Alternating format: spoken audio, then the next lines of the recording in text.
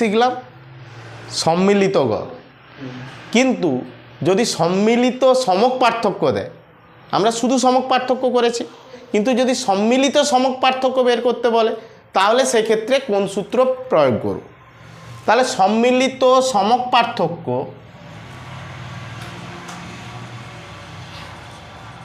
পার্থক্য এইটা কিন্তু আমরা শুধু একটা রাশি নয়, একটা রাশির ক্ষেত্রে কি হবে? হবে না। আমি যুগ্ম রাশির ক্ষেত্রে করছি, শুধু দুটো রাশি নয়, তিনটে রাশির ক্ষেত্রেও হতে পারে, সূত্র একই থাকবে, শুধু যেটা চেঞ্জ হবে সেটা আমি বলে দেবো। আগে আমরা দুটো রাশি দিয়ে দেখি।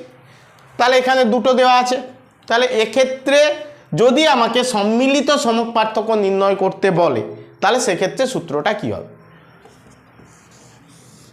প্রথমে দিয়ে দাও কি রুট, তারপর কি দেব জানো? জানো না, আমি n1, আচ্ছা এনটা বড় না লিখে ছোট লিখি, এই দিকটাই লিখে দেয়, রুট ওভার n1 এইখানে আসবে সিগমা 1 স্কোয়ার। সিগমা 1 মানে কি? কার সমক পার্থক্য? 1 নম্বর গ্রুপের।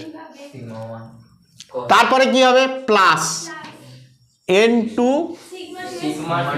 Sigma 2a square. তাহলে সিগমা 2টা কি? 2 নম্বর শ্রেণীর সমক পার্থক্য। বলো, বলতে তো হবে। আচ্ছা, এইখানে এবার একটা জিনিস আসবে, সেইটা কিন্তু খুবই গুরুত্বপূর্ণ, সেটা হচ্ছে n1 d1 স্কোয়ার। ডিটা কোথা থেকে? Plus n2 d2 square. নিচে কি হবে? বাই, হ্যাঁ, আর বাদ বাকি যা ছিল সব একই থাকবে, তাই তো? n1 প্লাস n2 ঠিক আছে, হ্যাঁ n1 প্লাস n2 ঠিকই আছে। তাহলে n1 প্লাস n2, এই তো সূত্র। কি হলো? n1 sigma 1 square plus n2 sigma 2 square plus n1 d1 square plus n2 d2 square. এবার প্রশ্ন হচ্ছে এই d1টা এলো কোথা থেকে, বা d1 লোকটাই বাকে, বা d2 লোকটাই বাকে? অ্যাকচুয়ালি d1 হচ্ছে, আমরা আগে করেছি d1 এর কথা, সেটা হচ্ছে কি x1 থেকে যদি আমি x বার বাদ দেই তার স্কোয়ার হবে d1। x1 থেকে x বারের স্কোয়ার কোথায় করেছিলাম? গড় পার্থক্য। গড় পার্থক্য আমি করেছি না, x1 মাইনাস x বার। আবার কি করেছিলাম? মিডিয়ান থেকেও বাদ দিয়েছিলাম, xi থেকে মিডিয়ানও বাদ দিয়ে করেছিলাম আমরা। ঠিক সেই লোকটাই আসলে কে না, এখানের d1 এর স্কোয়ার। কাকে বাদ দেবো? x1 মাইনাস x বারের হোল স্কোয়ার। ঠিক আছে, আর d2 তাহলে কি হবে? x2 মাইনাস x বারের হোল স্কোয়ার।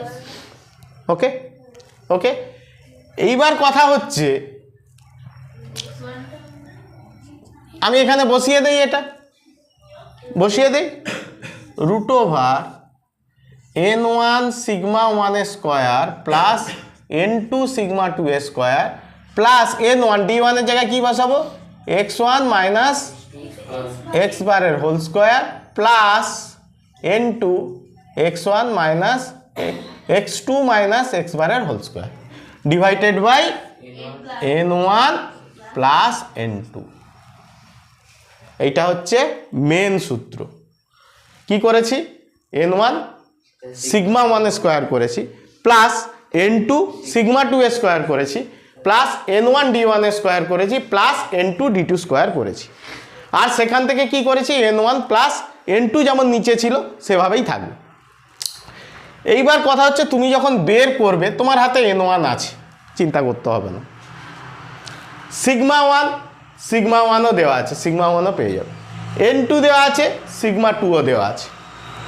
n1 আছে, n1 পেয়ে যাবে, n1 এই যে এটা আছে। কিন্তু যেটা পাবে না সেটা হচ্ছে x1 মাইনাস x বারের স্কোয়ার তোমাকে বের করতে হবে। কোথা থেকে পাবে? এই যে x বারটা, এই x বারটা কি জানো? আমি কিন্তু কোথাও x1 বার লিখিনি। ইয়েস, সম্মিলিত যে গাণিতিক গড় বের করেছি, যে অঙ্কটা আমি করেছি তাকে এবার লাগবে। সম্মিলিত গাণিতিক গড় থেকে এই x1টা বিয়োগ যাবে তার স্কোয়ার, আবার সম্মিলিত গাণিতিক গড় থেকে x2 থেকে সম্মিলিত গাণিতিক গড় বিয়োগ যাবে তার স্কোয়ার। না বুঝতে পারলাম? আগের সূত্রে কেন আমি গাণিতিক গড়টা বের করলাম, এইখানে কাজে লাগাবো বলে।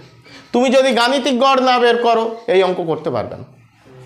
তাহলে প্রথম আমাকে বের করতে হবে গাণিতিক গড়, তারপর এই অঙ্কে যাও। ঠিক আছে নাকি আর বুঝতে অসুবিধা আছে? আগে সূত্রটা বোঝো, তারপর আমি এবার